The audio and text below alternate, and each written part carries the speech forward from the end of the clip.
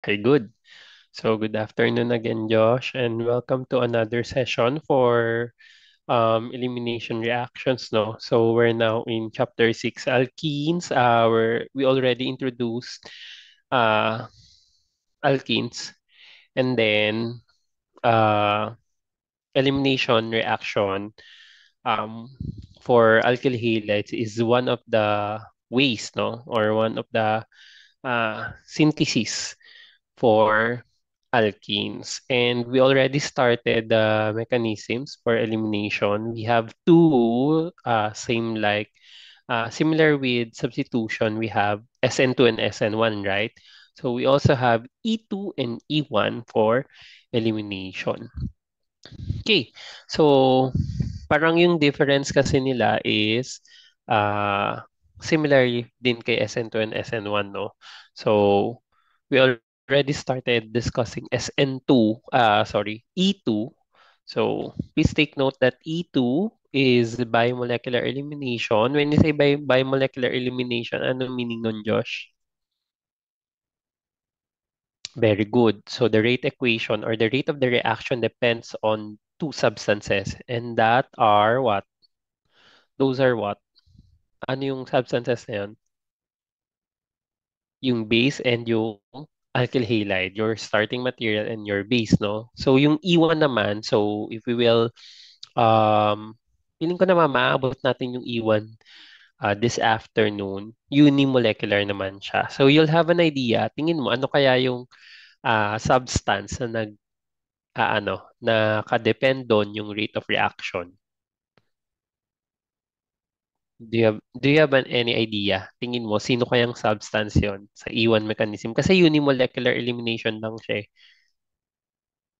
Same kaya siya kay SN1? Sino nga ulit Oo, yung ano sa SN1? Sinong ano, substance yung ano? lang yung aginhil Very good. Kasi 'di ba nagli-leave muna yung ano, yung leaving group. Tapos you have from the alkyl halide, then you'll have an intermediate. Ano yung intermediate mo nun? Very good. Yan, review yun. So, we'll see later sa E1 kung ganun din ba yung um, mechanism, no? So, or yung substance natin na nakadepende yung rate of reaction is also alkyl halide. So, in fact, same sila ni SN1.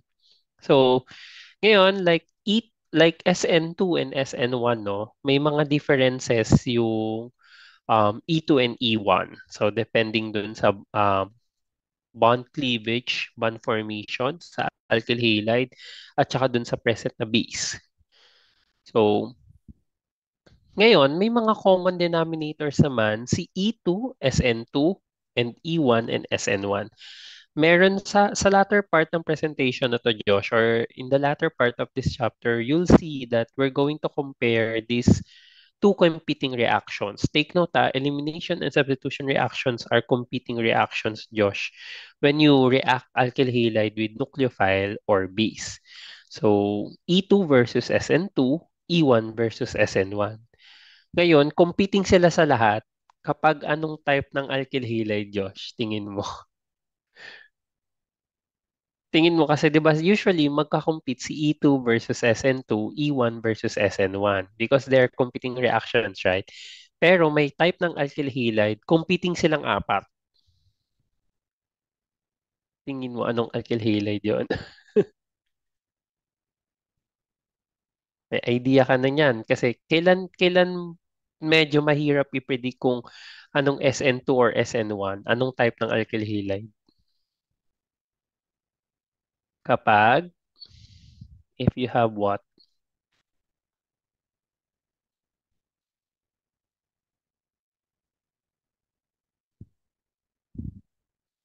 Hmm. If you have ano na, ako na yata. So,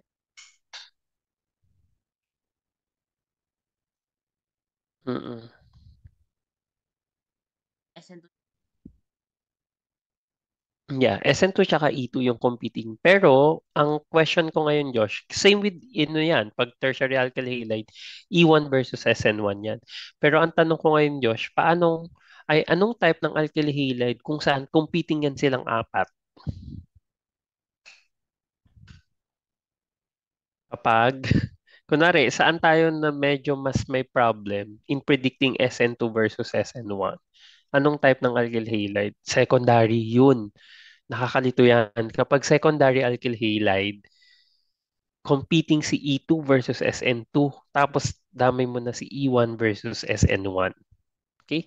So, kaya sa later part ng chapter na to, sa latter part, we'll have a parang summary or a matrix wherein you can devise or we can determine and predict no what mechanism will be followed if you're given with different substances, different reaction conditions, etc. Okay, so review na lang to dahil na-discuss na natin to, no? Similar with SN2, Josh, ang E2 mechanism or bimolecular elimination is second order kinetics and concerted siya. When you say concerted, everything will happen in one step. Okay? So one step lang siya talaga. Yung bond breaking tsaka bond formation, one step siya. So this is the mechanism. If you will notice, the first step, hindi siya first step. The first process is, tignan mo ha, Josh ha, ano yung unang bond na mababali? Sige, you explain the mechanism. Ito mechanism. Correct. Yung proton, yung beta proton mo, kukunin kasi siya, i-abstract siya nung base mo. So the base will abstract the proton and then the beta proton bond with the beta carbon will be broken. Yun muna. So take note mo yun, Josh, kasi important yan. Sa ito mechanism, una munang nababali yung bond between beta hydrogen and beta carbon. Bago mo buuin yung pi bond. Okay, so the second process is the formation of your pi bond, and then the third process is yung bromine mo or the halogen mo will act as the leaving group. Ganun yung pagkakasunod-sunod, the arrangement of the steps, no? Hindi siya steps eh. Technically, the arrangement of E2 processes in this mechanism. So, uh, similar sila nung SN2 in such a way na concerted sila, no? Pero take note ang SN2 substitution kasi to eh. And it involves backside attack, right? So, tapos inversion of stereochemistry. So, yung identity ng base, living group, and solvent, yun, medyo similar sila ni SN2. Take note for E2 mechanism, however, you have two bonds broken, the beta carbon and beta hydrogen bond, and then the alpha carbon and the halogen bond. And you also form two bonds. So you have the beta hydrogen together with the base kasi kinuha nga siya ng base, di ba? And yung pi bond natin. So take note, thermodynamically speaking, this is entropy driven, no? So when it comes to thermodynamics, entropy driven siya in such a way na dalawa lang yung reactants natin, the base and the starting material are alkyl halide, and then tatlo yung nabuong products, Josh, no? Yung alkene, yung neutralized base, which is water here, and yung leaving group natin, which is bromide. So, favorable siya uh, entropy, no? Entropy-wise. So, similar dun sa SN2 natin, one hump lang, no? So, 1 EA lang yung energy diagram for E2. So, we'll see later kung paano naman yung E1. Um, tama ba, Josh? Nasagot na natin to. No? Tama ba? Pati tong 2? Yeah. Bakit nga to inert? Why is this compound cannot undergo E2 elimination? Apo malaki. Okay, wala kang beta hydrogen. No? Kasi yung beta carbon mo, this carbon. Yeah, this is your beta carbon here. Yeah. Your beta carbon here does not contain any beta hydrogens. So therefore, your base cannot abstract any hydrogen there. You cannot form the alkene bond or the pi bond. So inert ang compound na yan sa beta sa E2 elimination or beta elimination is also accepted. Okay. So dito na tayo, no? So like what I mentioned, ano yung mga ginagamit nating tapos na rin pala natin to. Bases, no? Yan, dito tayo nag-end. Bases sa E2. So, di ba, ideally, ang gusto natin sa E2, hydroxide tsaka alkoxide. Right? OH minus tsaka OR minus. Ah, yun nga lang, ano yung disadvantage nitong dalawa, Josh? Strong naman sila, di ba? Strong base yan sila. Dahil strong base sila, sila din ay strong what? Since hydroxide and alkoxides are strong bases, therefore they're also strong what? Mm. Ay, ne. Very good. Kung strong nucleophile sila, bukod sa E2, ano ang pwede mong paboran na reaction or na mechanism? Anong mechanism ang may gusto ng strong nucleophile? Yeah. Very good. SN2, di ba? So, yung hydroxide mo tsaka alkoxide, competing yan with SN2, strong sila. Strong base, strong nucleophile. So, therefore, medyo significant yung mabubuo nating product ng substitution reaction. What if you only want elimination reaction? So, we will find other strong bases. However, they are strong base sila, strong nucleophile din supposed to be. However, nagiging poor yung nucleophilicity nila due to their size. Bakit bakit kailangan nating i-consider yung size, Josh? If we want E2 mechanism to occur or if we want the elimination product to be the major product, not the substitution product. Bakit important yung size sa'yo dito, Josh? Yung gusto mo, yung base mo, strong base siya, pero technically strong nucleophile din. However, malaki siya. Ngayon, ang napapaboran niya yung E2. Bakit? Naalala mo? Yung explanation? Because,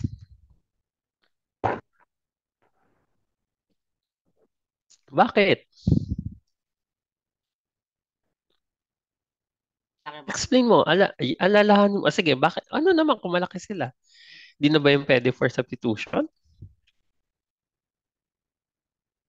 Yeah, harder because you understand the SN2 mechanism. Ano bang ina-approach ng nucleophile mo doon? If you will remember, SN2 will have backside attack. Kung masyadong malaki yung nucleophile mo, hindi siya magiging effective. So example ng strong bases, mm, Tama. yeah, 'di ba naalala mo ang ano niyan ay ganito. Donate dito and then tsaka i-attack, right? So kung mag-SN2 to, pero for E2 ganyan din eh. So ideally ganyan siya, no? So since this one is big, even though you're doing a backside attack, no, na kunwari puro hydrogen lang or kung primary, nahihirapan ngayon yung alkyl halide na mag-undergo ng substitution dahil bulky substituents si DBN and DBU. Okay? So, bulky substituents are not ideal o kaya bulky nucleophiles rather are very not ideal for SN2. So, therefore, mapapaboran natin si E2. No? So mga one ways ito, no? One of the ways we can counter the substitution reactions.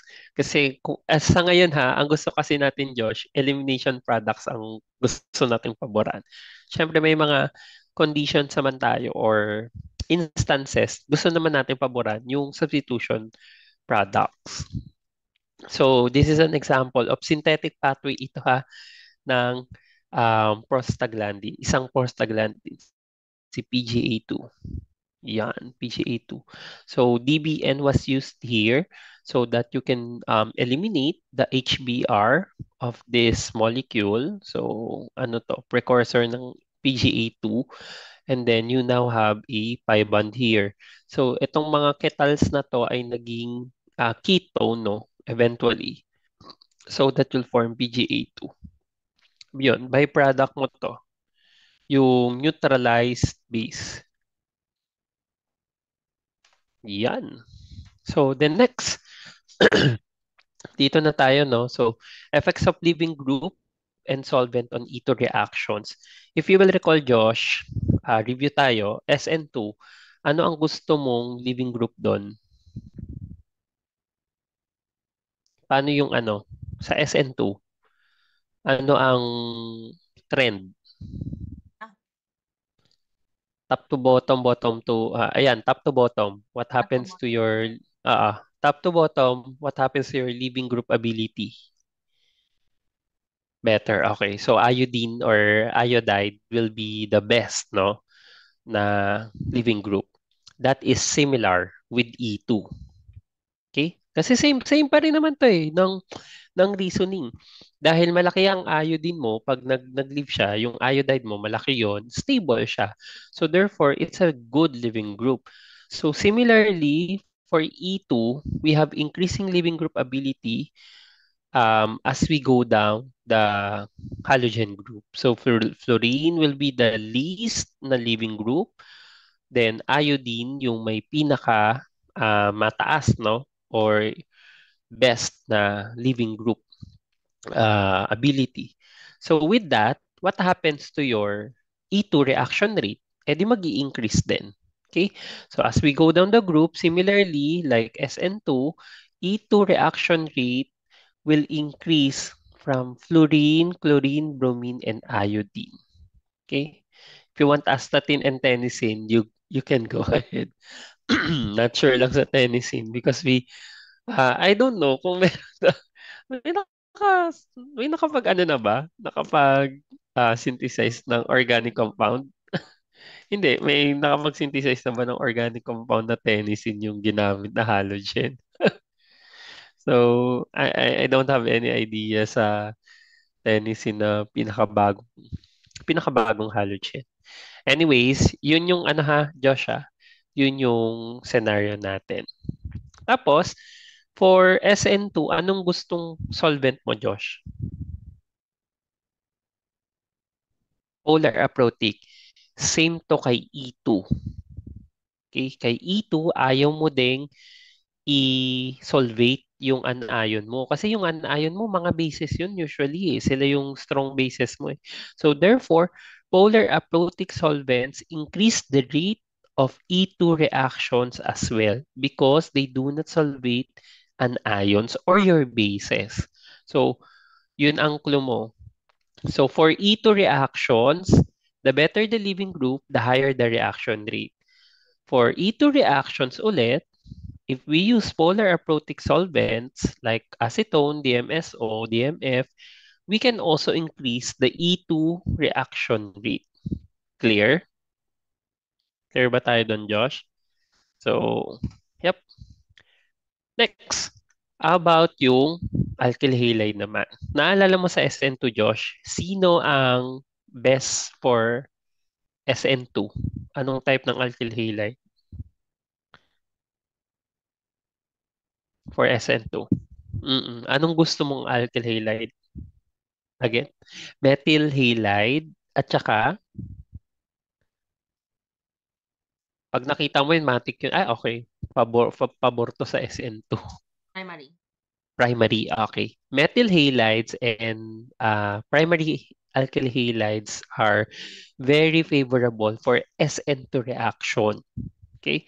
Ngayon, however, si E2 kakaiba. So, the E2 mechanism differ in how the alkyl halide structure affects the reaction rate. So, we can we can see here that as the number of R groups on the carbon with the leaving group increases, the rate of E2 reaction increases. Can you offer an explanation for this? Any idea?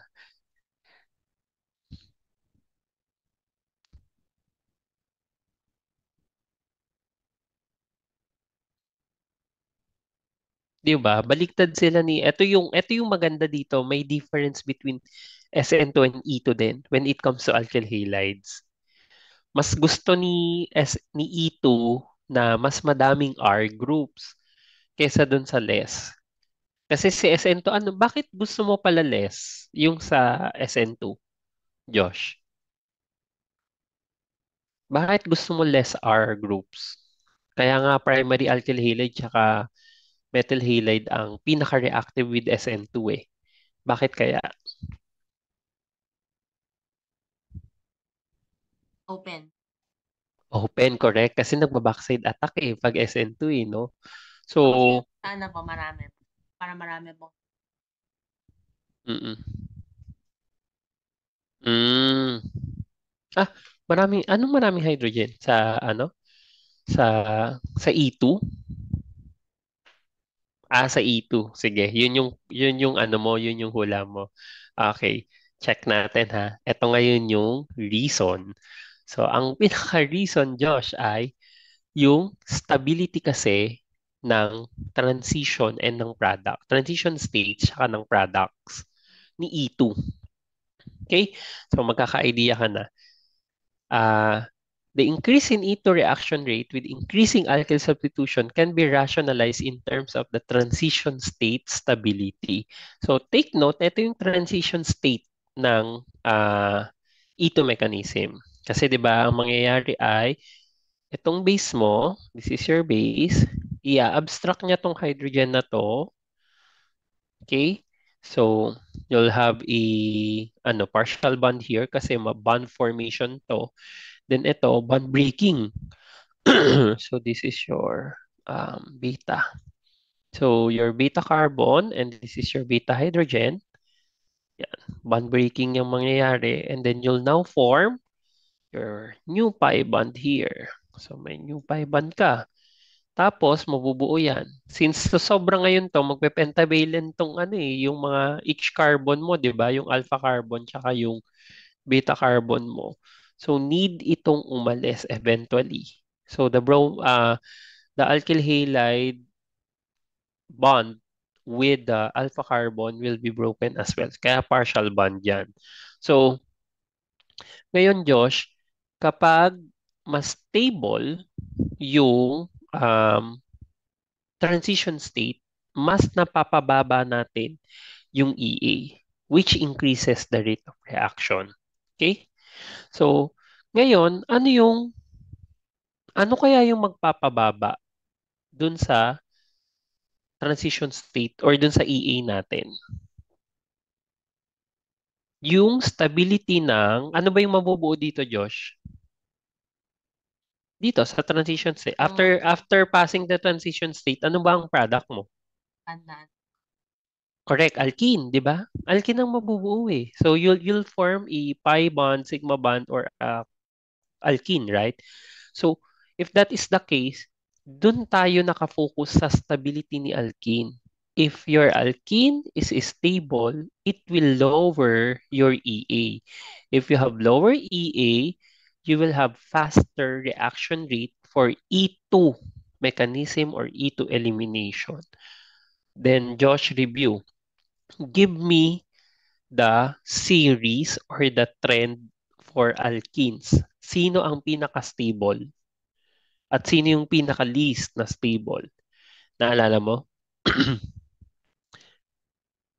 Sa alkenes? Anong gusto mo sa alkenes? Maraming hydrogen or mas less na hydrogen at mas maraming alkyl groups para mas maging stable or what? Marami pong alkyl. Bakit? Para mas stabilize. Anong reason? Anong reason doon? Para inductive effect. Correct. Yeah, via inductive effects. If you will recall, bakit ako na ganyan? Pwede naman akong, yan. If you will recall, nandito siya. Hmm, saan na yun? Ay, nawala. Yung series. Ito. Yan. Right? Ito, di ba? Tama? So, if you will notice here, the least stable will be yung butene. Kasi puro hydrogen lang yan eh. And the most stable will be yung tetra-substituted alkene, correct? And we explained it here that we can um, determine the stability of alkenes via heat of hydrogenation. So ano lang to, one explanation para ma-predict natin yung stability ng alkenes. And if we will see here, the more na meron kang alkyl groups, mas bumababa yung delta H naught. So pag mas mababa yung delta H naught, anong meaning nun? Mas, yes, Josh? Parang mas Lower delta grounded. H naught. Pinaka-lower apa yung So ano ibig sabihin nun? Mas, ano siya? pinaka-stable. Correct, mas stable siya. And we can clearly see here, meron pa din yung sa geometric isomerism natin, no? Yung trans isomer ay mas stable pa kumpara dun sa cis isomer. So, another explanation for this, ito talaga yung direct, no? Yung S character nung mismong R groups natin. So, the more, the higher the percent S character, the more readily an atom accepts the electron density. So, nagiging electron donating group yon. So, sino ba yung mga electron donating group? Yung R group mo. So, R groups are electron donating groups. So, therefore, they are enriching as well yung electron density na nandun sa alkene mo, making it more stable. That's the reason why we want, ayan, asan na yun? So we want to increase alkyl substitution so that we can stabilize alkene via electron donating inductive effect. Okay? So may note lang din dito, transalkenes are most stable than cisalkene because they have fewer steric interactions. Interactions, let's go back dun sa slide na natin. Yan.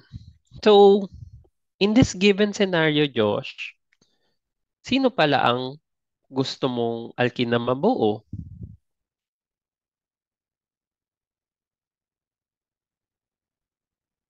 What alkene do you want? Yung Ah, marami pong mas maraming R groups. So, yung mga tri-substituted, tetra-substituted, very ideal yan for E2 mechanism din. Kasi nga, kapag sila yung mabubuo mo, sa transition state mo, puro R din yung nakapalibot sa kanya. So, ngayon, mas mapapababa natin yung energy in transition state, bababa yung EA, mas mabilis yung reaction. Okay? So, increasing the number of R groups on the carbon with the leaving group forms more highly substituted, more stable alkenes in ETO reactions, faster reaction yan. So, in the reactions below, yung tertiary alkyl halide reacts faster than primary alkyl halide for E2 mechanism. Baliktad ito kay SN2. Di ba pag kay SN2, sino ang mabilis? Yung primary alkyl halide o tertiary alkyl halide? SN2. Sagot Mm-mm. Primary or tertiary? Primary, tertiary lang to, Josh.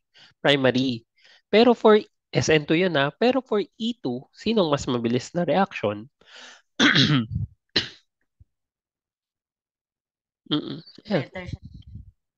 Correct. Bakit? Yan yung comparison mo ngayon.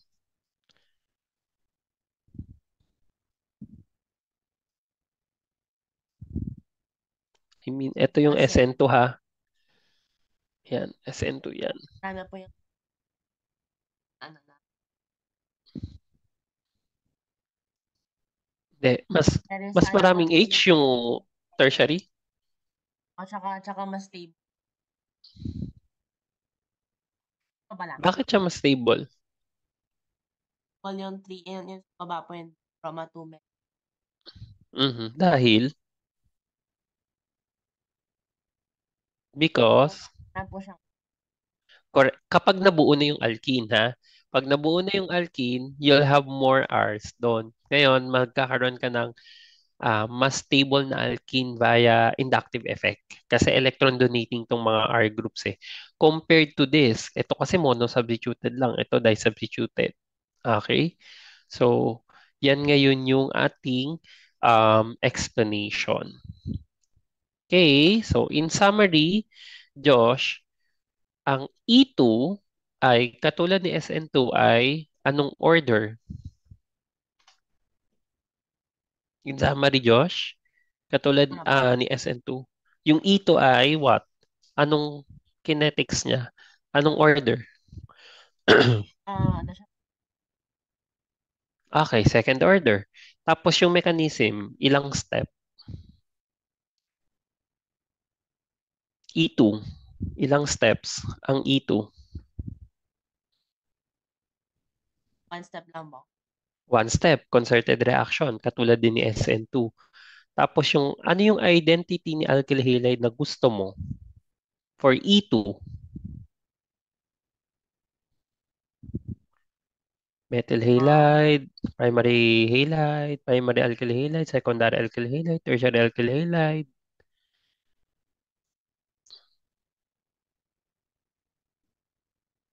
Anong gusto mong alkyl halide for E2 to occur faster?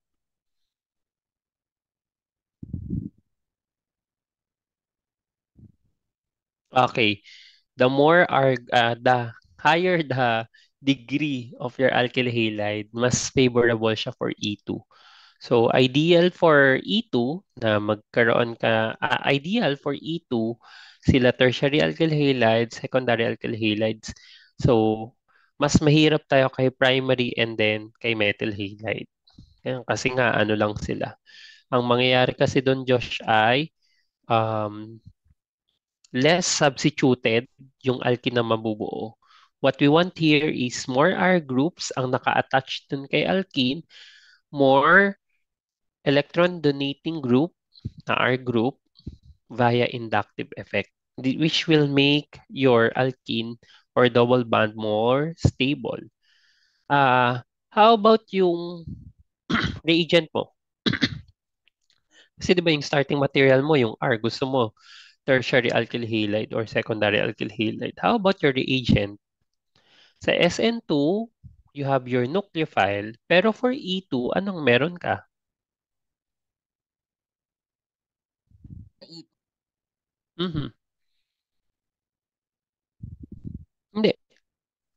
Yung reagent mo, starting material mo alkyl halide eh. Ano ba? There's Anong need mo doon for you to have elimination? strong base.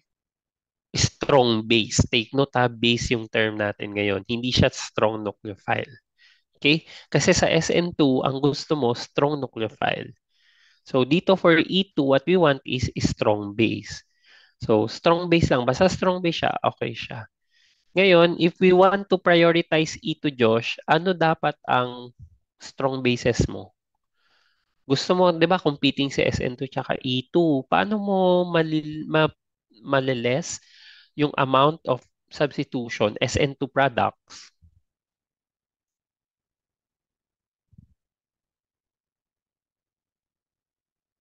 Yes, Josh.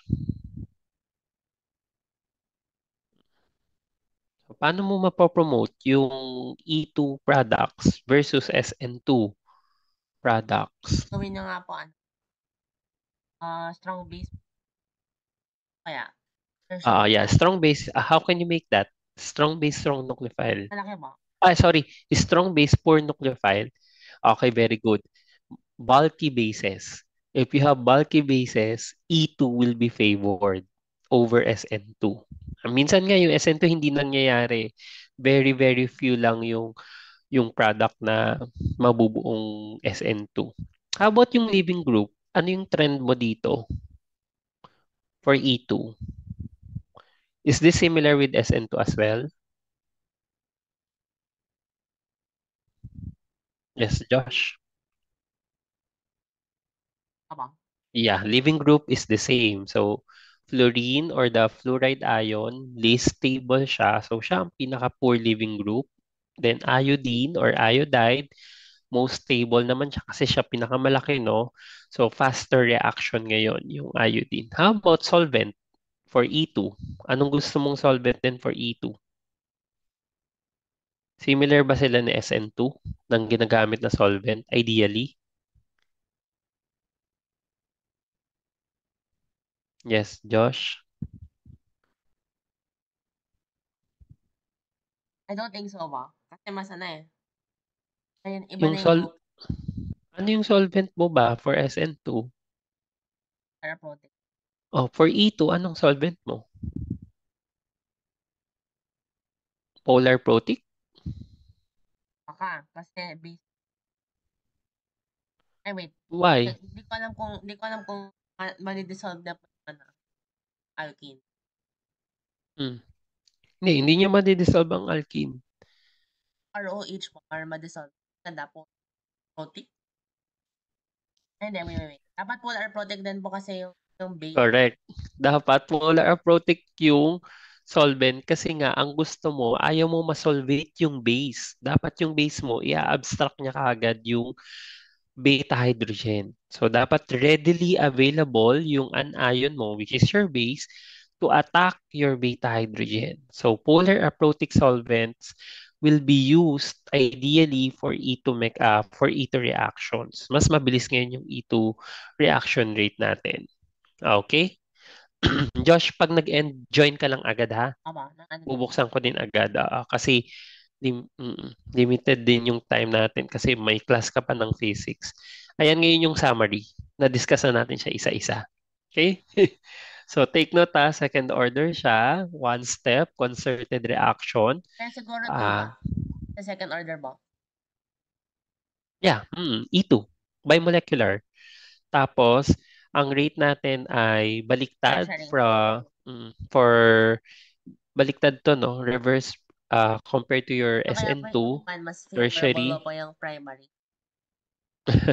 i-check natin. So, then, yung base mo, favorable ang mga strong bases, no? So, if we have strong base and strong bulky bases, no? Sobrang favorable ni E2. Yun ang best na base. DB and tsaka DBU, yung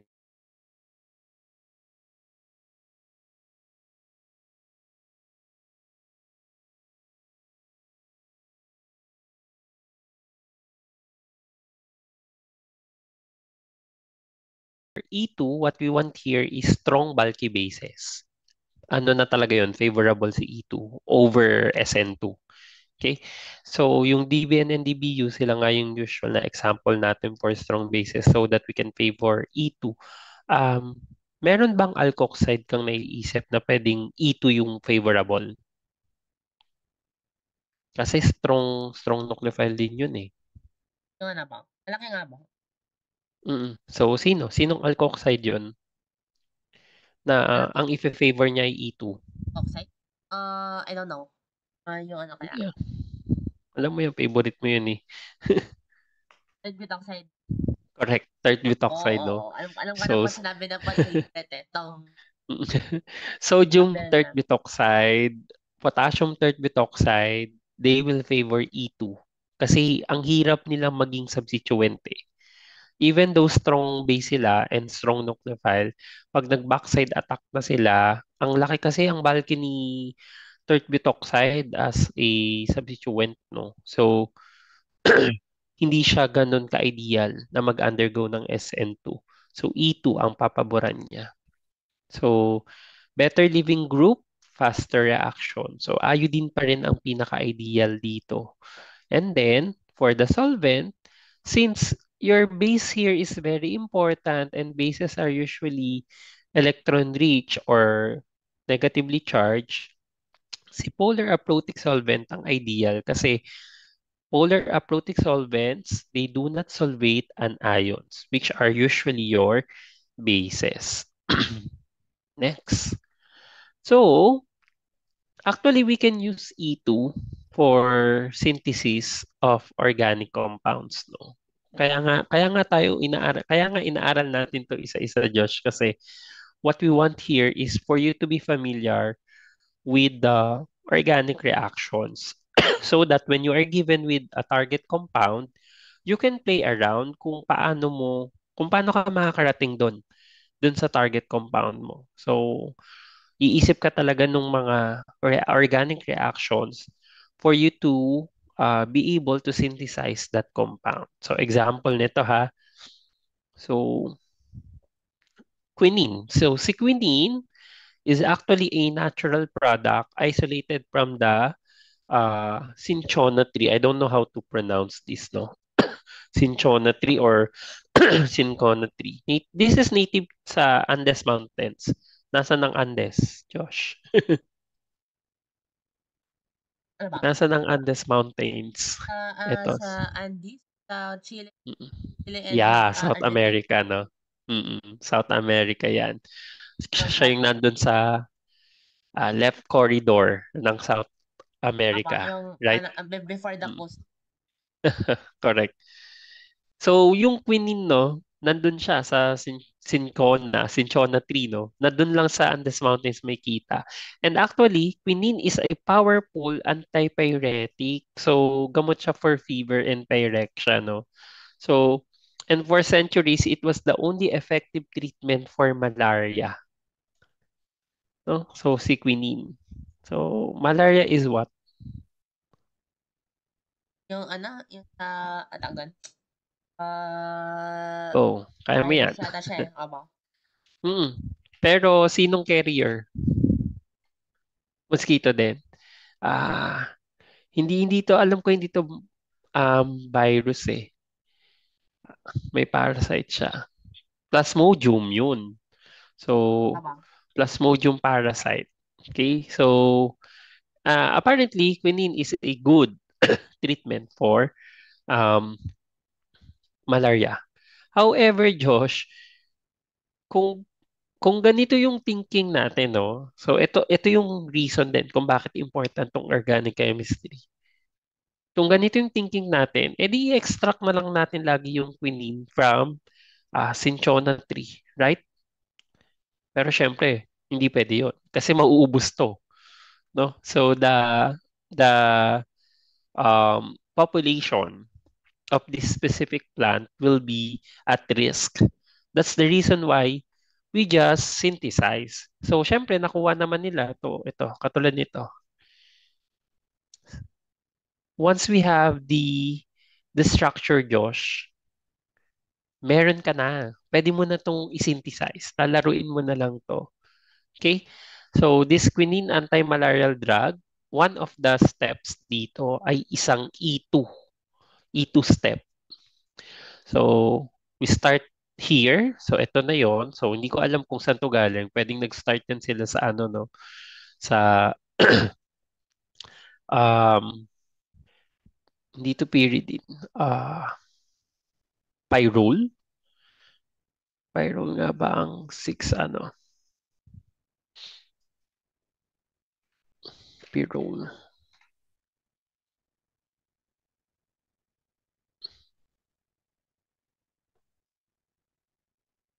Hindi. Hindi siya pyrrole eh. Ganun Ah, yung, may ganun yung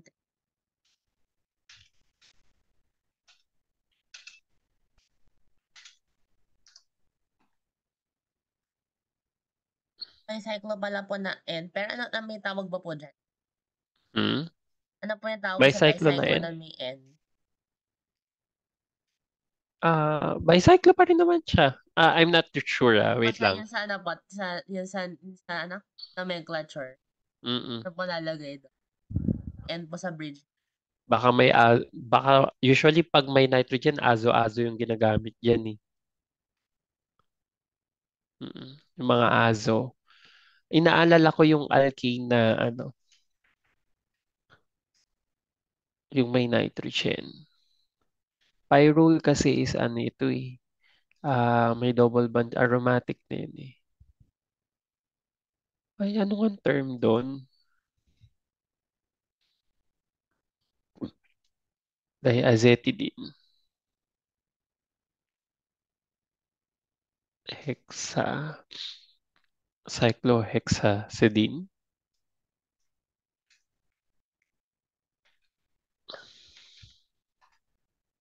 Si Aze. Oh, mm. So anyways, dito yan nag-start. I mean, may pwedeng Settle. possible doon ka nag-start. Tapos what we want here is mag-form ka nitong double bond. Yan. Kasi dito ko connect eventually yung eto, itong formation nitong another aromatic ring here. Okay? Etong si COOH, eto, tingnan mo to Josh, yung fragment. Eto, ano nangyari sa kanya? Eto na siya. Yun na siya, oh. Okay? Tapos ito yan. Yung part na yan. Yan. Unang step pa lang yan. Para tignan mo i-close ring mo yan eventually. So, magka-close ring siya. So, E2 elimination ito of HCl. So, anong ginamit, Josh? Tingnan mo. Ano yung reagent mo? What's that? Third butyl oxide? Yeah. Third butyl oxide, potassium third butyl oxide ang ginamit in excess in presence of DMSO as your solvent. So ito, nilagay yan doon and then nagkaroon ka ng E2 elimination. Very useful, no? Itong elimination. Actually, in general, Josh, yung SN2, E2, SN1, E1, mga simple step na simple mechanisms na organic, no? Organic reactions. Hindi Pero lang po ang yan. useful Isa lang nito, ba po yan? Ay, hindi, yeah. marami siguro nangyari.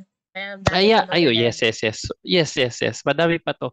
Tsaka ito, hindi ito yung, Kala ko po feeling ko hindi ito isang yung reaction starting from material. ganun naging ganun. Hindi. Laki niyang molecule, Josh. Pero ito nga yung hina-highlight ko sa'yo kanina. So, itong COOH, ito na yan. Check mo yung fragment eh. So, tanggalin ko lang to para mas makita mo. Yan.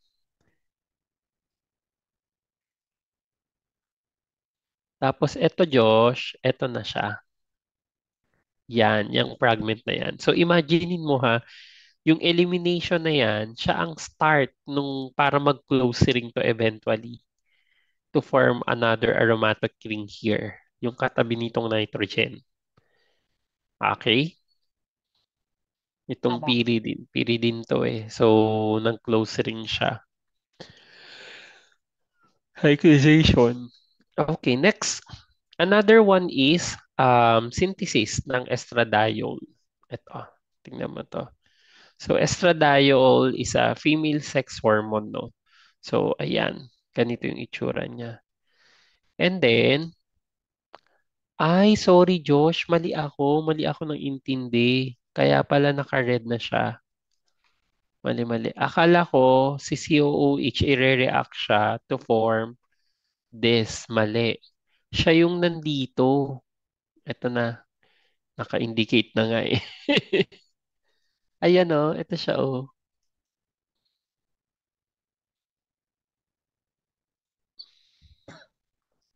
Ito. Mhm. So, ito yan. Itong red na yan, Josh. Ayan, ito siya. Ito na siya ngayon. Yung buong yan. Ito. Fragment na siya. Siya yung ilalagay natin dito. Kala ko magko-close ring ka pa eh. So, ayan. So, magiging bicyclo siya. Kaya tinanong mo kanina yung bicyclo na nitrogen. Okay? So, ayan na siya. So, similarly dito sa estradiol, itong part na to, ito na ngayon to. Yun. Ito na yung ring structure niya. Okay? So, tapos ano yung ginamit na base dito, Josh? For estradiol. Same thing here, several steps muna ba after this elimination, ito elimination of HI, bago ka makabuo ng estradiol. DBU ang ginamit niya. So, imaginein mo, Josh, for you to have a commercialized E2, ideally gagamit ka ng strong and bulky bases. So, ayan, si potassium terpetoxide, DBU, okay? Clear? Tama. Okay, so maganda to. Ito actually masaya yung organic synthesis, Josh, kasi nakaka-challenge siya kung paano, kunwari may target molecule ka na, nakaka-challenge siya kung paano mo siya bubuuin. So, huwag kang mag-alala sa mga pag medyo madami-dami na tayong mga reactions na iipon na natin siya, Josh.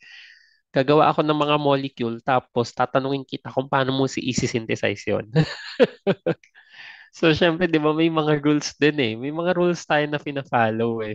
So, paano mo siya isi-synthesize? Okay, yung retrosynthesis, kumbaga. Okay, with that, ayan, example tayo. Josh, pa-screenshot nga nito. Okay na? Yan, tama. Okay. Then, I'm going to share our whiteboard. Magsi-CR lang ako, Josh, quickly. Nasa office kasi ako. So, medyo onting lakad lang yung CR. Continue mo lang nasagutin yung practice dito, examples dito for this problem ha. And then pagbalik ko ay check kagad natin. Okay? Tama. Ayan. So loading lang yung ano. It's up to you kung saan mo siya ikakabit ha. I mean kung saan side mo siya ilalagay. Tama. Baka talaga po itong sa ano, biotree na kriya sa city. Yeah. Anyways, dyan mo siya. Okay. Yan. Sige, go ahead. Solve ka lang dyan.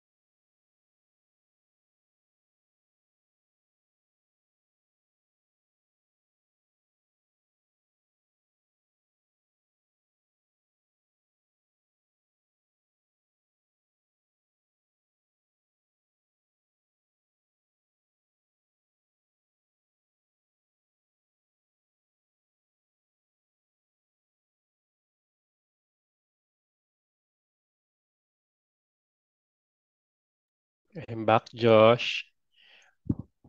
Are you good? Wait, let me check. Okay. So, hindi naman ito practice set. Sige, I'll help you out. So, rank the alkyl halides in each group in order of increasing reactivity in an E2 reaction. Okay.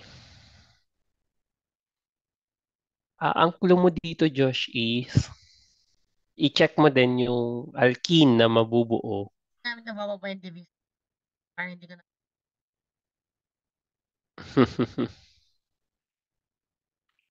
I-check mo rin yung alkene. So 1A muna tayo, Josh. Sige, later na yan. You go to 1A. Ayan. Tama. Ano yung alkene na mabubuo dyan? Dito. Ayan. So, kunwari, So, tama. nag-undergo ng E2. Ayan, o. Ayan, E2. So, anong mabubuo? Hindi, dito mo siya isulat. Tanggalin mo tong 1 mo. Ayan, anong E2 ang mabubuo? Ano yung elimination product?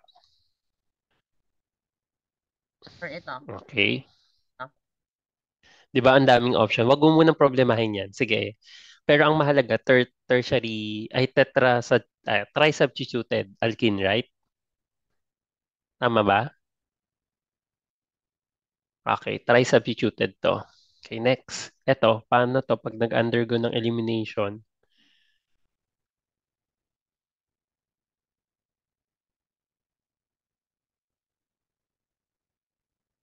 Yes, Josh, ito, yung second mo, yung middle compound.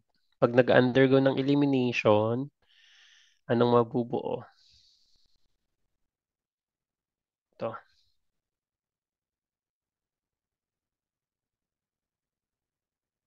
Okay.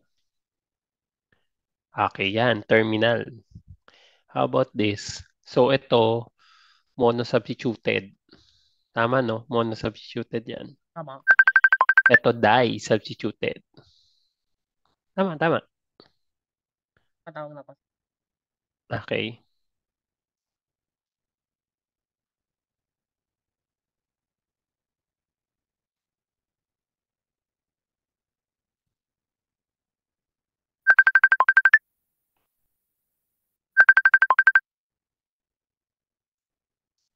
Anyway, so Mm-mm. silence muna.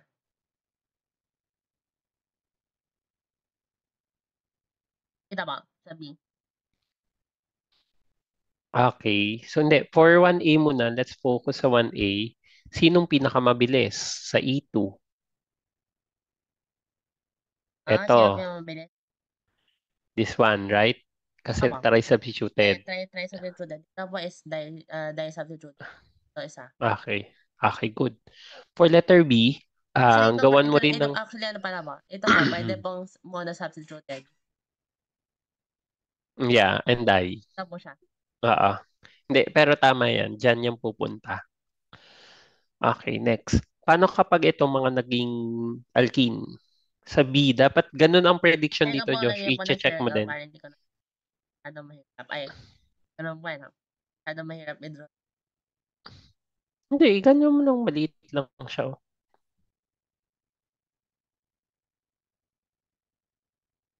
Yan. Very it. Yeah, okay. That's okay. Cute po na, Kasi cute po na cyclohexene. Yan. it's still a terminal alkene eh. Para Right? po siyang ano Terminal po, para alkene po siyang siya. substituent. Mm-mm. Yeah, substituent talaga siya. Po siya yata po yung main ring. Mm. Di ba ba? Ito tatlo, ay ito oh, Depende sa ease of naming. Parang ang dali nitong substituent lang siya. Eh. Cyclohexyl-ethene. Pero pwede rin, may ano yan eh, may name siya.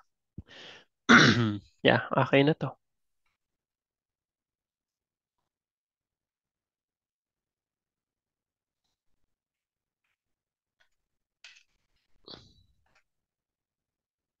anyway. Pwede rin po siya sa tabas siguro. ethinyl cyclohexane. Tapos po, Yeah. Ito, yeah. Yes, pwede siya sa labas, pwede sa loob. Pero sa loob mo siya ilalagay para meron kang tri-substituted alkene. Ayan, regardless regardless, ay, dahil sa yeah, di-substituted siya. So, anong fastest?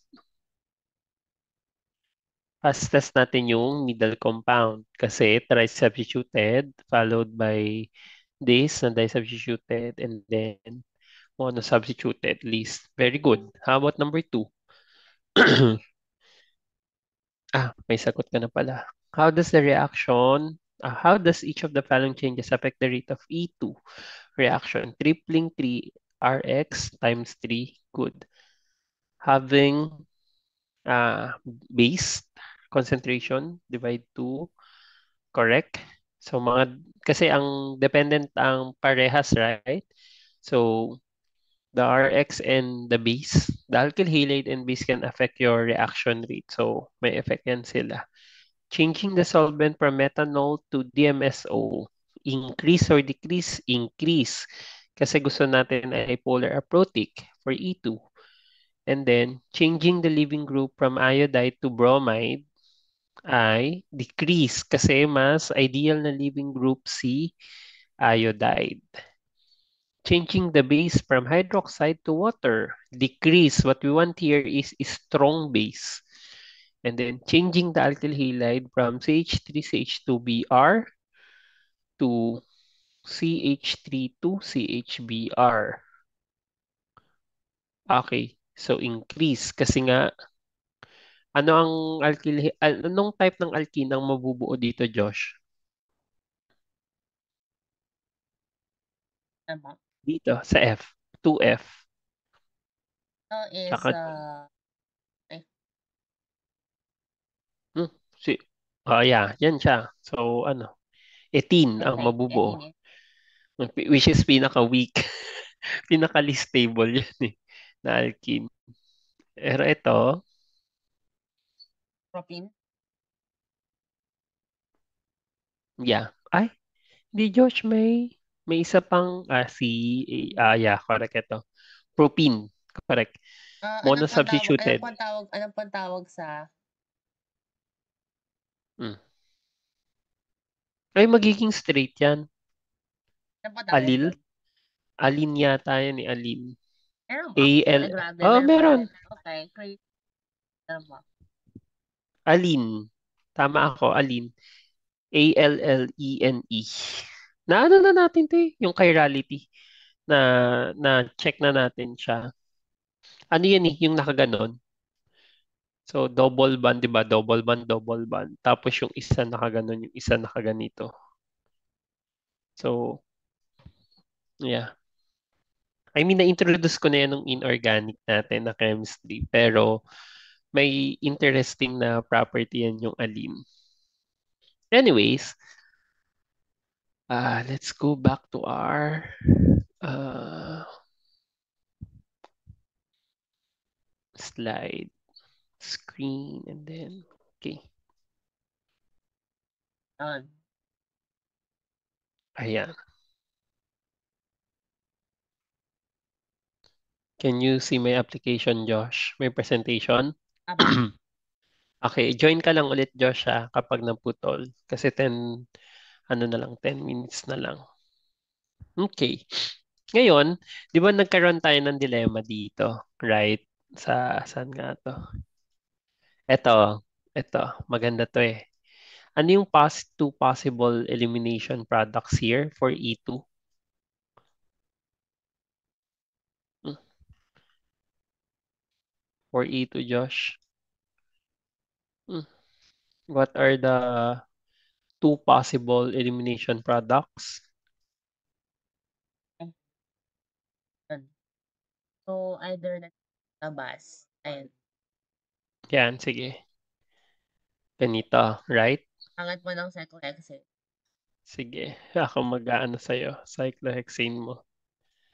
Or, Yan po sa loob.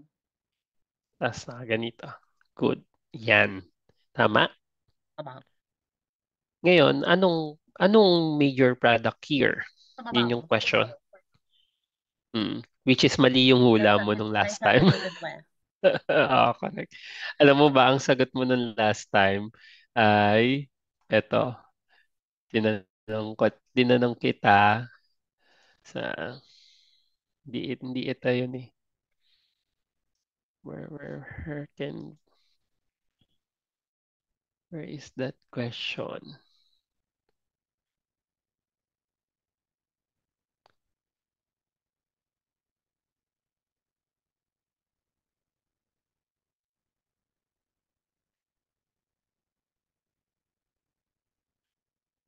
Ay, ito, Josh. Ayan, ito. So, masasagutan mo na to, Josh. Between these two, kasi ang sagot mo ay ito. Ano ang magiging major product? Ito yung previous mong sagot, yung terminal alkene.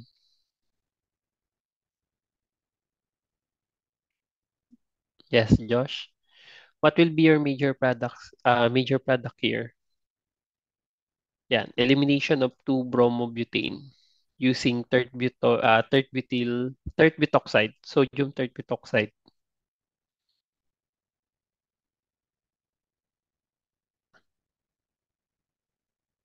Okay. Done. Ito na yung products. Ano ba? Ito yung products mo. Ayan, no? Abaw. Anong major product dito? Ito.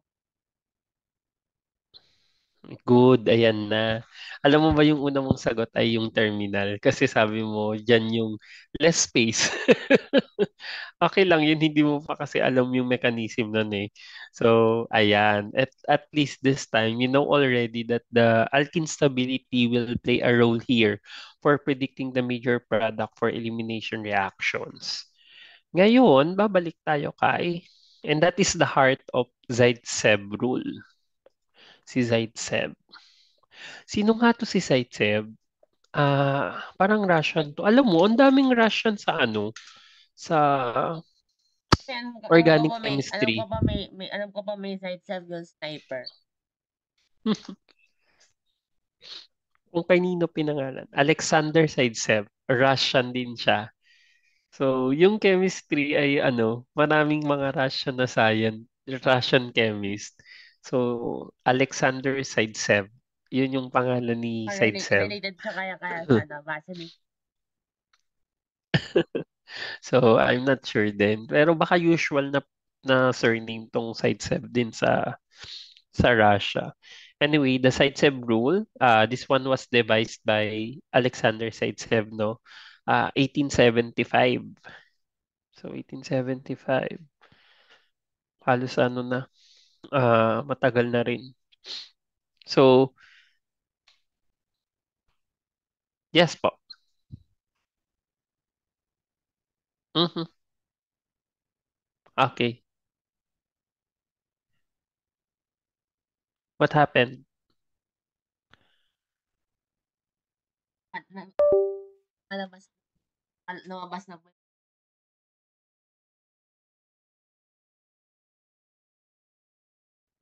Ayan, better na? Tama. Okay, good. So, ayan, si Alexander Zaitsev siya. Okay. So, ngayon, ang side-step rule, ginagamit natin siya if we have two or more different beta carbons and then more than one alkene products can be formed, no? So, more than one alkene product can be formed. Yun yung katulad yung kanina, yung dilemma natin. So, the side-step rule predicts that the major product in beta elimination has more substituted double bond. So, dapat ang ipapaboran natin yung mas substituted na alkene. Okay? So, of course, we know this as the more stable alkene. Example, so this is your starting material. 1 iodo, 1 methyl cyclohexane. So, this starting material has two different beta carbons, beta 1 and beta 2. So, ito yun. Equivalent naman to eh. Right? Equivalent sila eh. Paano kapag hindi na yan magiging equivalent kung nilagyan ko pa ulit ng CH3 dito, Josh? Okay, later natin yan gawin. So far, equivalent yan sila.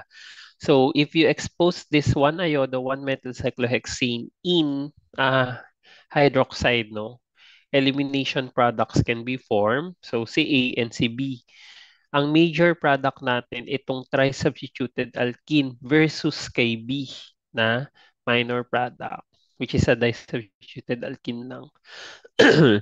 Ah, okay. So with that, yun yung side step rule. Josh, what if nilagyan ko to ng metal dito? Ayan. So ito, may metal siya. Ano ang major product dito? Or ano yung mga possible products? Sige nga, ganito na siya, Josh. Ganito na yung itsura niya. There.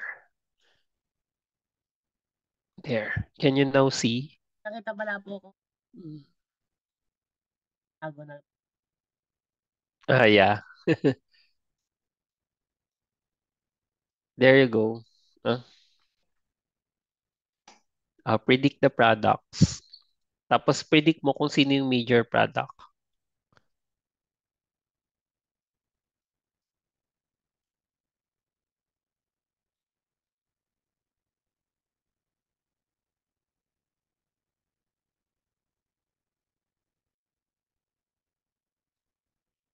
Sige, i-redraw ko to ha. Aba, Kasi para ano naman. mawawala naman yan eh. So, nasa loob to. Tama ba? Tapos ganyan din, ganyan. Correct? Okay. Ano ba? Tapos may isa pa.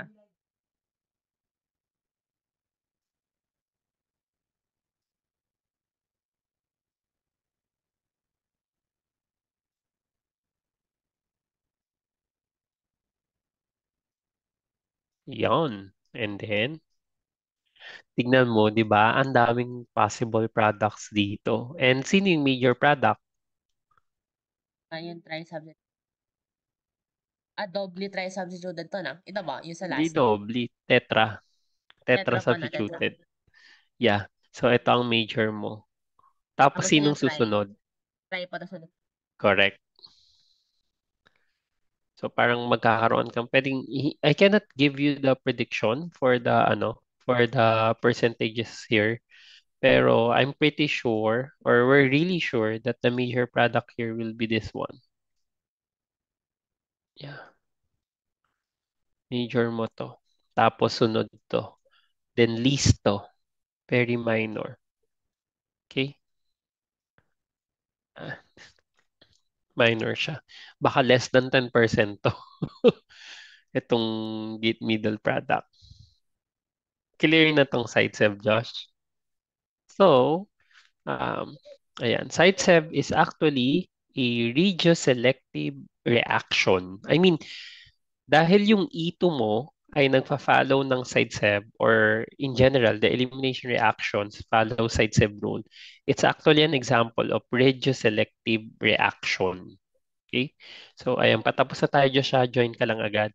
When you say a reaction is regioselective, it means it will yield predominantly or exclusively one constitutional isomer lang. So, take note, ang term ko ay constitutional isomer for regioselectivity. Okay? So, when more than one is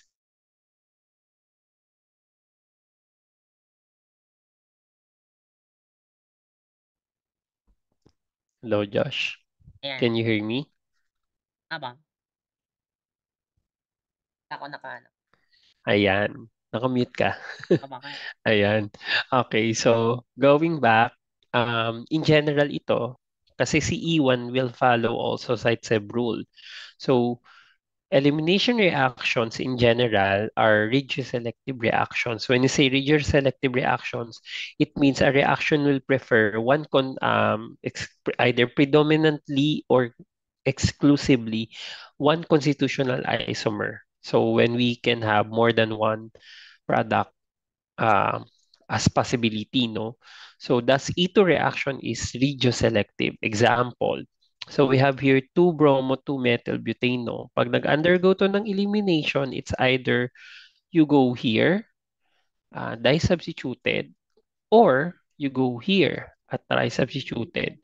Ngayon, eto ba, Josh, ay isomers? Yes or no? Yung major and minor products mo, isomer ba sila? Think no. Hmm? Ay, Isomers lang ang tanong isomer ko. sila, pero Isomers constitutional sila. isomer. Very good. Regioselective to. Kasi nagkaiba lang sila ng attachment nung sa double bond, nung formation ng double bond. Positioning rather than double bond, right? So, and we will see here that the difference lies in the fact that this minor product, the disubstituted alkene, will form a less stable transition state compared to your major product, your trisubstituted alkene, nabubuo ng more stable na transition state. Kasi nga, three alkyl groups yung naka-surround dun sa alkene mo, no? So your alkene or the double bond will be surrounded by three alkyl groups and these are electron donating, making your alkene more stable. Okay? Next. Take note, hindi lang regioselective ang E2 reactions. In fact, ang E2 reactions ay stereoselective din. So when you say a reaction is stereoselective, Joshua, take note of the terms. Yung terms yung gusto ko dito maalala mo. So it means your reaction will predominantly or exclusively form one stereoisomer when two or more products are possible. So example nito, ito. Paano to pag nag-undergo ng E2, Josh? So, pag nag-undergo ng E2, alam natin this one will be secondary alkyl halide to, right? Magkakaroon ka ng double bond dito. However, you'll have two products here, the trans-alkene and then the cis-alkene. And by stability, sino mas stable, Josh? By stability, Josh? By stability, sino mas stable? Yung trans. Trans-alkene versus cis-alkene, correct. Kaya siya yung major product. Question pala, why is trans-alkene more stable than cis-alkene?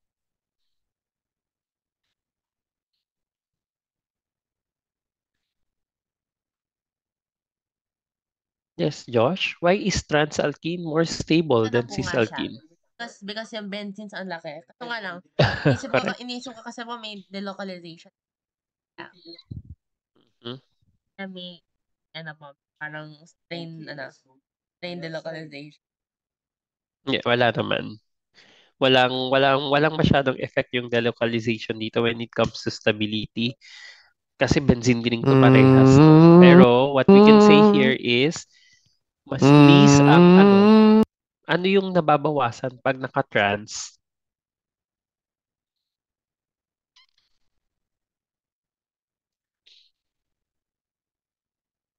Again, Josh? Sige nga, Josh. Aba.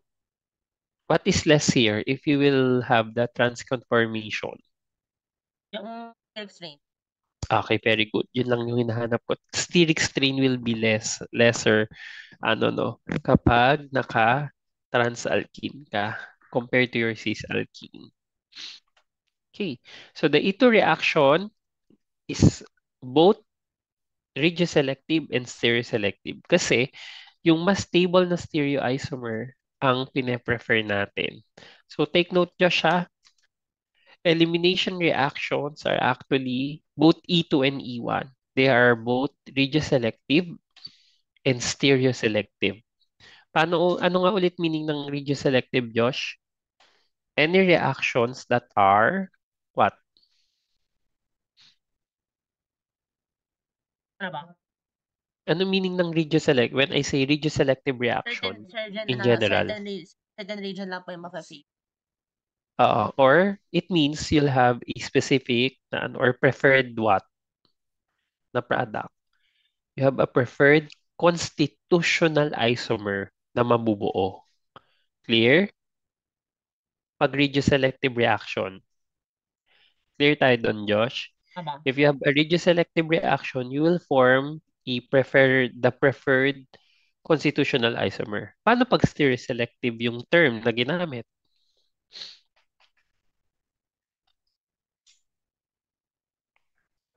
Pag ginamit mo yung term na stereoselective, it means what? As kunwari, a stereoselective reaction like E1 and E2. Kasi ang E1 and E2 ay stereoselective reactions eh.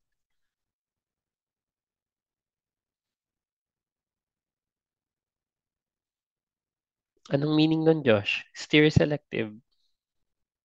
Somewhere po yung chemistry. Okay, certain stereoisomer ngayon this time ang mabubuo. No? So, same sa E2 and E1. Okay. Predict the major product in the following E2 reaction. This is the reaction and show the mechanism. Pwede mo to screenshot kasi may mechanism eh. Papakita mo sa E2 eh. Ito, Josh. Okay na tayo, Josh. Na screenshot mo na. Ah, ano ba? Okay. Sige. Share ko ngayon yung whiteboard natin. Okay, there you go.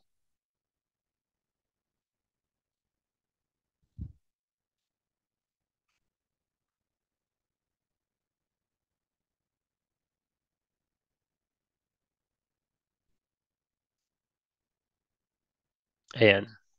There you go. You can now attach our second problem here.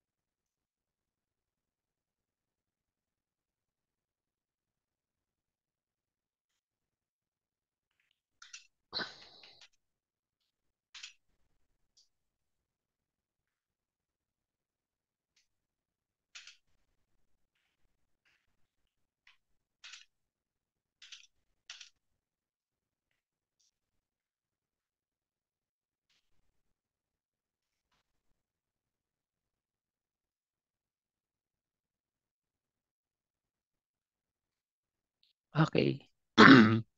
I'll help you out dito sa mechanism.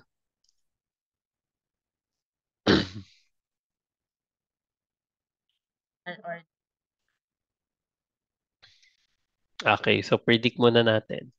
Very good. O yan, dyan siya. Correct, tama yon. So dito, ayan. Ayan, so propose a mechanism here. So, showing an E2 mechanism, Josh. So you have here your butoxide.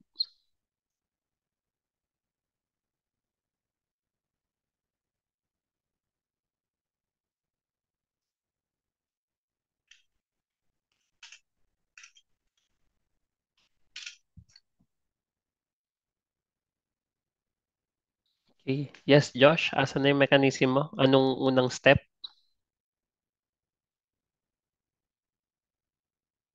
so ito ang tatak ah, tatak doon.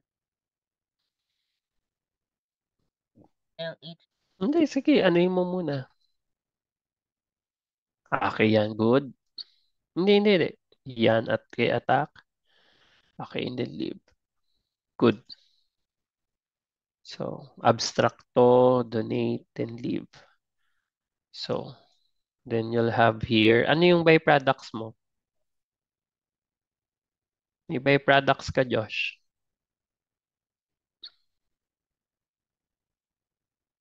Saka ano,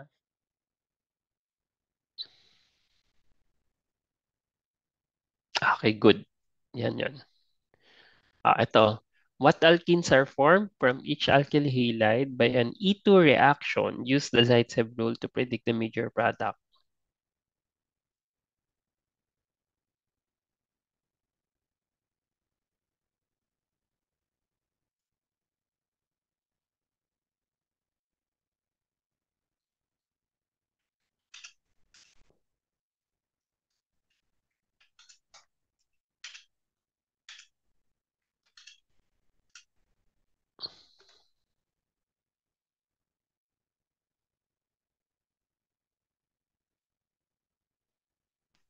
Yes, Josh. For number 2, o sige, I'll help you for 2A.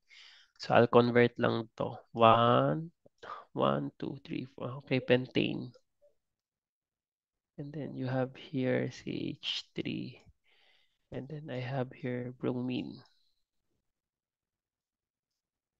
Yan. So mag-E2 daw. So pag nag-E2 to, yeah, via E2,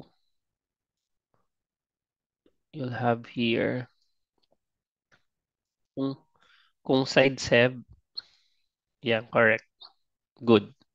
Ayan, you do B. B, C, D. Di po ako makadraw na maigi kasi wala po sa akin yung ano eh. Okay. Hindi, wala na tong BR. Ay, sorry. Nalagay Mm. pa yung ano. Correct. Nag-elimination ka na nga eh. Hindi, okay Na-eliminate. lang. Kahit hindi mo siya, madrawing ng maayos. Understood naman yan. Ay, ito yung katulad ng Petra. kanina. Abaw. Yes, oo. Correct. E2. Ganyan siya. Via E2.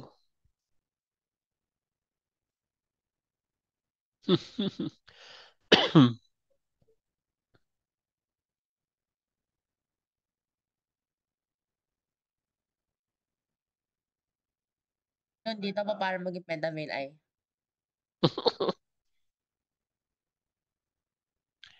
Bakit hindi pwede dito sa kabila? Dito. Why can't you have this?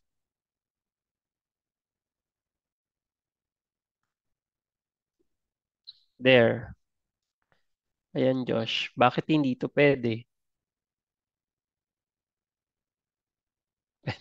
Pentavalent. Right? Ito, Josh. Kunwari, may pentavalent carbon. Bakit hindi ito pwede?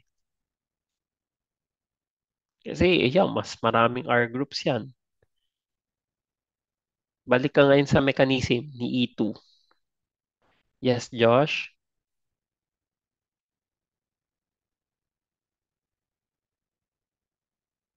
So, I think ito lang yata po yung own talaga.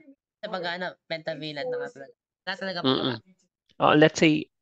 Let's say lang to ha. Very wild, possible scenario. Very wild scenario. What if allowed ang pentavalent?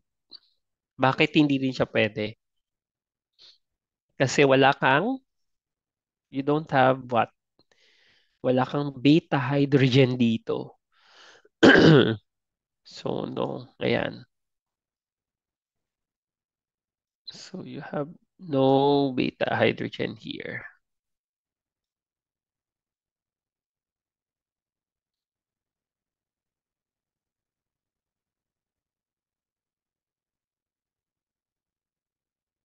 Okay? So, you don't have Aba. beta hydrogen here. So, therefore, this is not possible. And, of course, it's pentavalent. Hindi rin siya possible talaga. Okay. Let's go back to our presentation. Okay.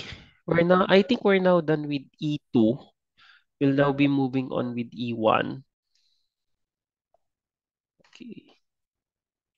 Yeah. So, E1 mechanism na tayo, Josh.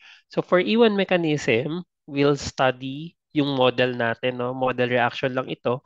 The dehydrohalogenation of CH33CCl. Okay, so this is um, 1, 2. So, 2, 2 dimethyl, um, 1 chloro, 2, 2 dimethyl propane. Okay? So, this is ganyan siya. Of course, you know this already. And then, si chlorine. There you go. Ito siya. Okay? And then, if you will notice here, ni-react lang natin siya with water. Josh, can you explain what type of nucleophile seawater? Is this a strong nucleophile, weak nucleophile, or mid? Mid-range? Mid-strength nucleophile? Tapos pag ito, mag-eliminate siya eh. So, you'll have an elimination product here. Ay, hindi ako niyan.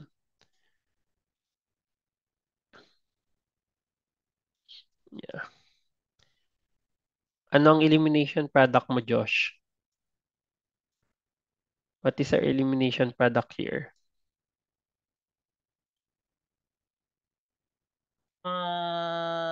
Wala po. Hmm. Hindi, tatama. Hindi rin. Wala talaga po, wala. Magpe-pentavalent. Oh yeah. Mali ang mali ang formula ko dito. So supposed to be it should be CH3 CH C H2Cl. Correct? Dapat ganun siya. Mm. Mali to, Josh, ah. Tama ba?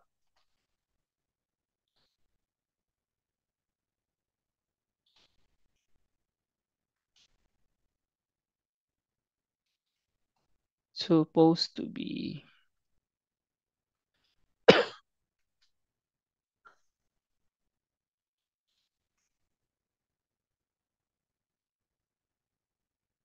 Ah, mali-mali ako, Josh. Iwan kasi ito. Iwan mechanism. Hindi mo kailangan ng beta hydrogen dito. Tama yan. So, CCl to. Tapos, if you will undergo E1, Josh, yan. Pag nag-E1 yan,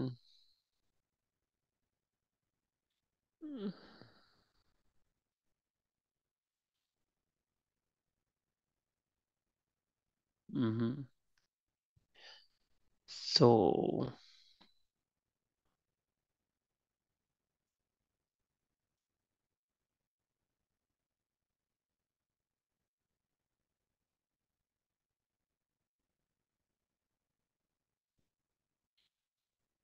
mali.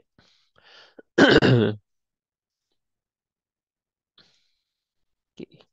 This is the elimination product na ngayon, Josh. Iyon. Ay,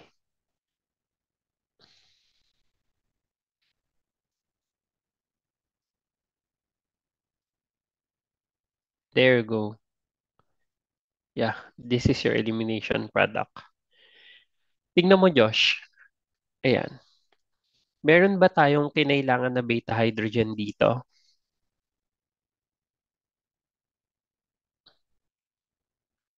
Do we still need a beta hydrogen here for you to be able to have the elimination product?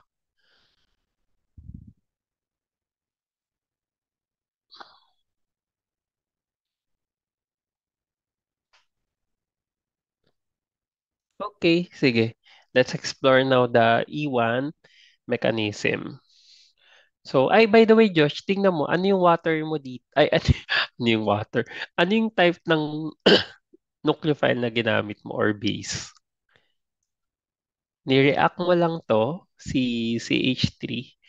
So, yung 1-chloro, 2,2-dimethyl propane. Yan. Ni-react mo lang siya with water. Tapos nagkaroon ka ng elimination product na to, 2-methyl 1-propene. Okay? Ano to? Ibig sabihin, we can have si water ay isang anong type ng base, Josh? Weak, very weak. Tingnan mo, imaginein mo, very weak base, pero nag-undergo ng elimination, right? Ayan. Ay, See? Yun yung ano, um, magic ni Iwan. So, E1 can be used to illustrate the second general mechanism of elimination, the E1 mechanism. I mean, this reaction, the dehydrohalogenation.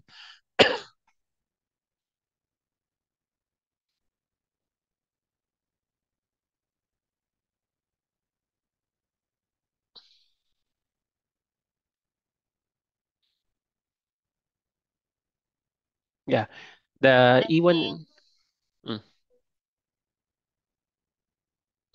Hindi, may papakita ko na sa yung mechanism kung sige po, paano siya parang mangyayari. I don't get it. Ano na ba? So, this is a weak base, right? And then, you have here your alkyl halide. Tapos, naging elimination product siya. So, this is our model for E1 mechanism. So, E1 is, of course, it's a first order kinetics, no? Tapos, this is your rate law. So, the rate law will only involve the alkyl halide lang, Josh. Okay? So, E1 reaction proceeds via a two-step mechanism similar kay E2. Ay, sorry, E2. SN1. Naalala mo sa SN1, ilang steps yon?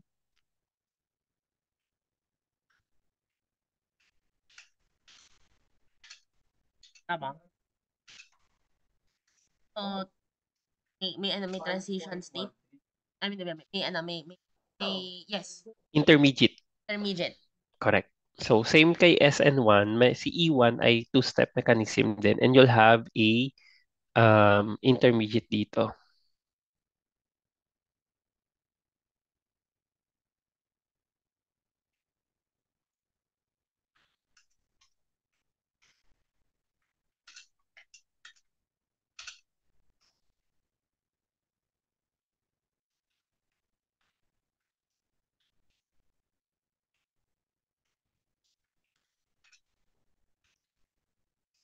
Okay. Ayan, balik tayo. So, ayan, tignan mo to, Josh, ha? Remember what I mentioned last time? Paanong mangyayari yung E1, ay yung E2 mechanism, Josh?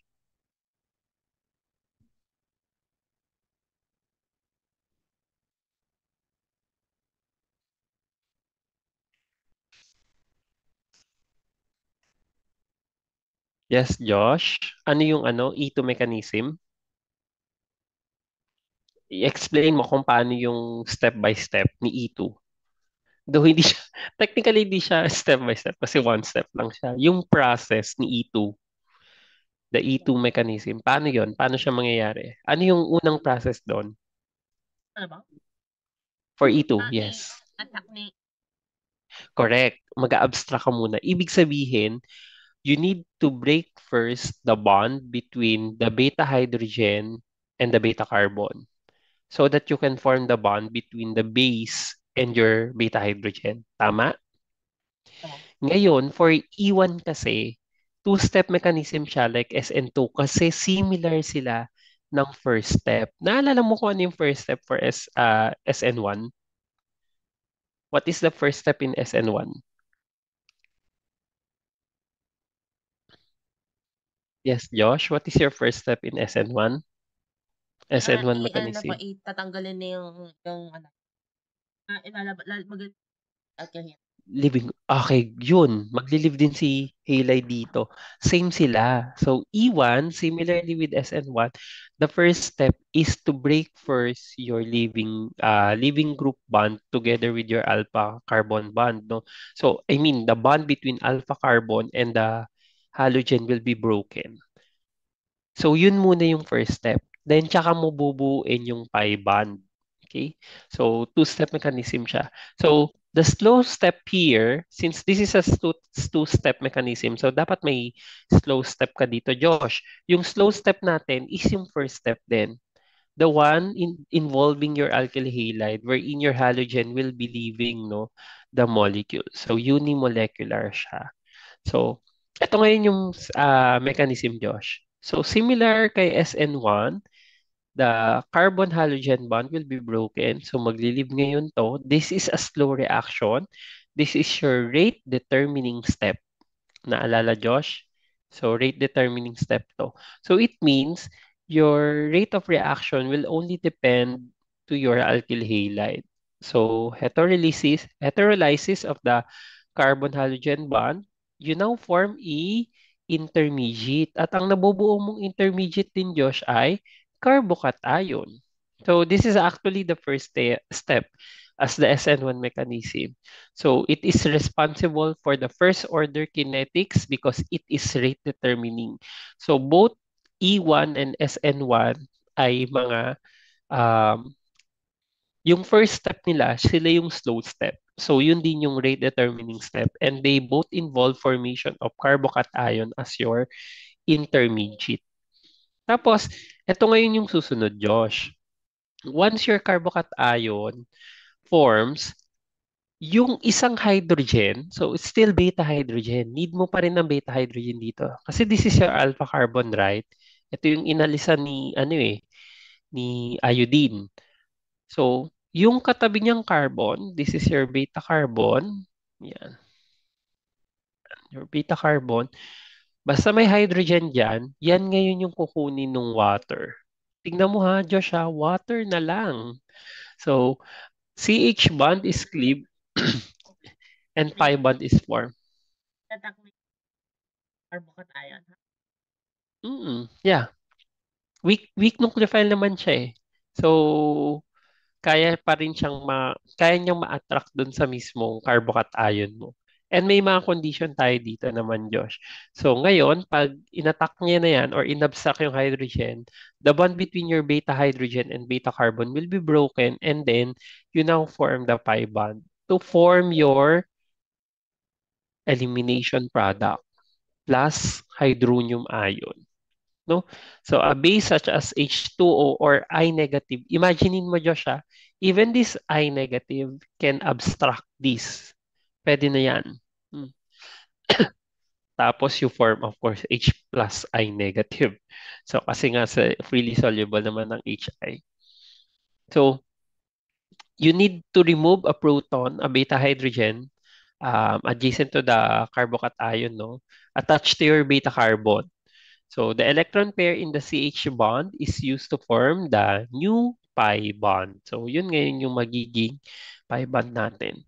So take note Josh, ito yung major difference between E2 and E1. Ang E2, syempre alam na natin ang E2 single step, no? So one step lang siya, concerted reaction. Si E1, two-step mechanism siya.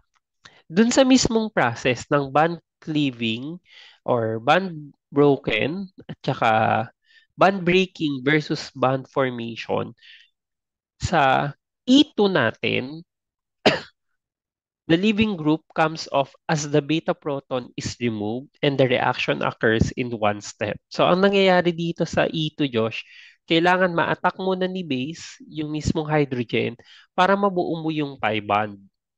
'Di ba? Ganun yung E2. Pero for E1, si leaving group ay aalis muna. So the leaving group comes off before the beta proton is removed and the reaction occurs in two steps. Take note sa E2, attack muna si base, tanggal si hydrogen, form the pi bond, tsaka ka lang aalis yung leaving group. Samantalang sa E1, mauuna mo nang umalis si leaving group kasi yun yung first step niya no? You to form the carbocation and then before you remove the beta hydrogen and form the pi bond. So here's the similarly, ayan. Ay Josh, mag-end na tayo ng 10 minutes So ano na lang, ang reminder ko lang sa iyo ay kung ano yung matatapos natin ay sa Friday natin i-continue. Okay? Imbis na dalawang pentavalent, imbis na dalawang pentavalent na lang. Correct. Tama. Kasi natanggal na naman na siya ng isang yung living group mo nag-leave na no. So this is the energy diagram for E1. This is quite similar with SN1 kasi ang first step nila ay same. Same na same ang first step nila. So you have here your starting material, LSC living group. So this is your transition state here. And the EA is quite large kasi nga slow step to, right? This is your slow step. And then, so once you now have the carbocation, tsaka ngayon a-attack si base. So this is your base, which is water, a weak base, abstracting this proton, the beta hydrogen, attached to your beta carbon, adjacent to your alpha carbon. So ito yung alpha carbon mo, yung inalisan ng leaving group, and then ito yung beta carbon. If you will notice here, nag-partial positive na ulit ngayon to kasi dapat full positive yan for carbocation eh. Ito. Yan. And then, you now have this partial bond for the new pi bond. So as you form this one is a fast reaction. As you form the transition state, quickly it will form the products. Okay? So if you will take note, E1 mechanism has two steps. So therefore, two energy barriers or two EAs, EA1 and EA2. And then the step one is your rate determining step because this is your slow step. So by mathematically speaking, Josh, dapat EA1 is always greater than EA2. Yan. Para masabi natin si EA1 ang slow step mo. Kasi siya yung mas mataas eh. Again, Josh, let me remind you that a higher activation energy means slower reaction. Okay, clear ba to, Josh, yung Tama. energy diagram ni E1? What's interesting here, ako sobrang interested ako nung inaaral ko yung E1, Josh. Yung weak nucleophile and weak base, kaya niya mag-eliminate. Ang weird. So, pero masasanay ka din sa ano yan. This is a weak base, right? So, this is your weak base, correct?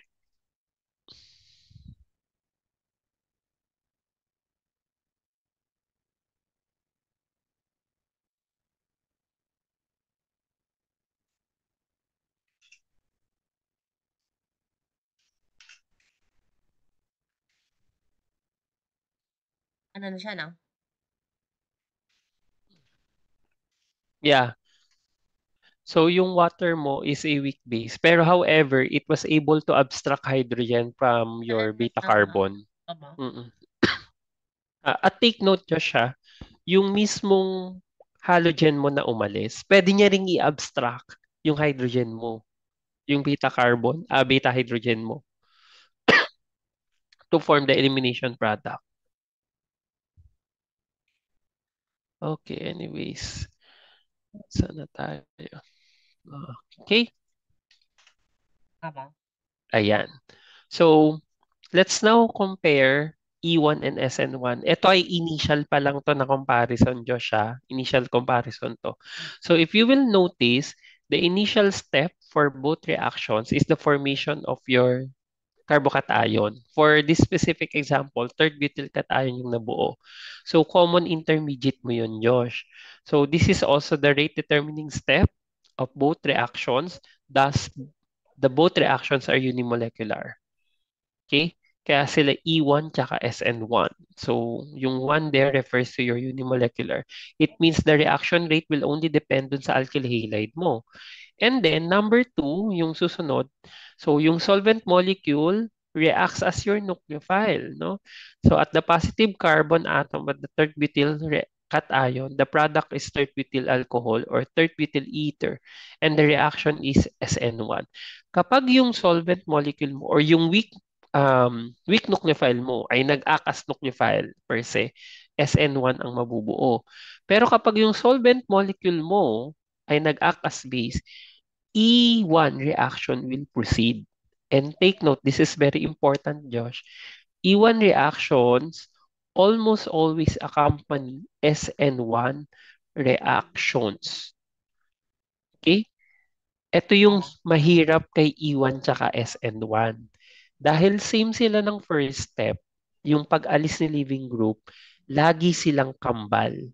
You always have the E1 product and the SN1 product. Naalala mo yung E2 tsaka SN2? Meron ba tayong way para mas mapalaki yung product ni SN2 over Tama. E2? SN2? SN2 versus E2. Use a nucleophile Na, mas yan. na maliit siguro para mas maraming. Correct, Tapos SN2. Paano pag after gusto mo that, E2? ay malaki ba? Okay, bulky strong. Strong base na bulky. Right? So that you Apo. will prefer the E2 product. Correct?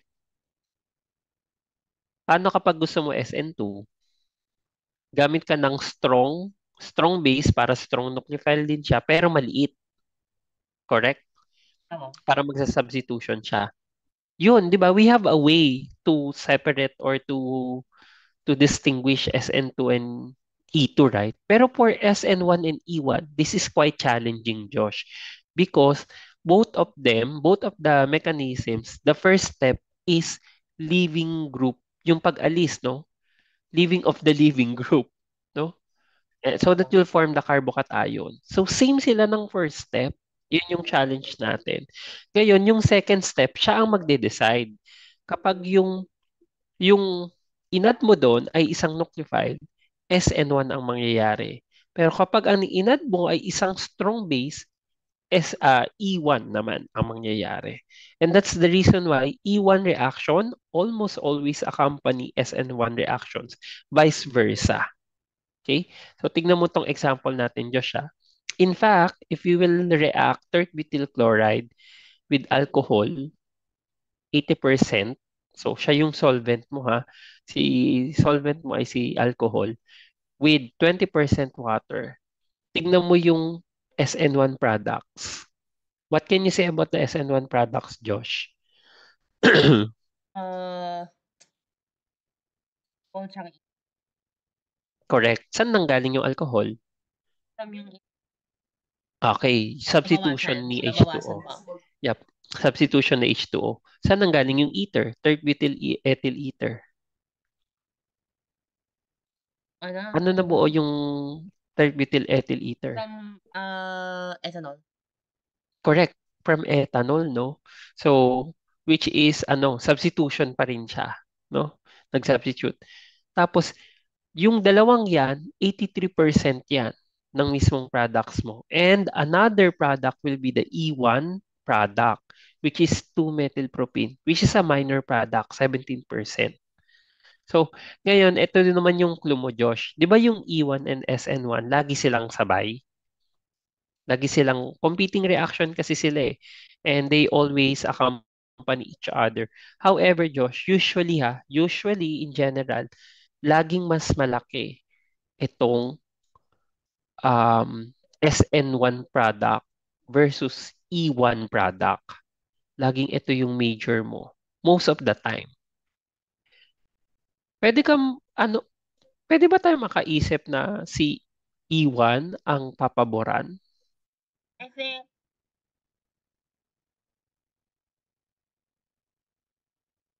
nito ano po, kasi nga na isip substitute na files. Pero kung dito, so, E di SN2 na yun.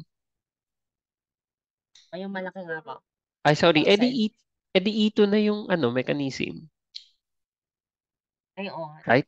one, para mag-ano ng So, Mm-mm. dapat mas magandang tama, mas base na very Yeah, para base na weak para hindi rin ganun mag-undergo yung chloride, mas substitution. magandang iodide para nga lang ay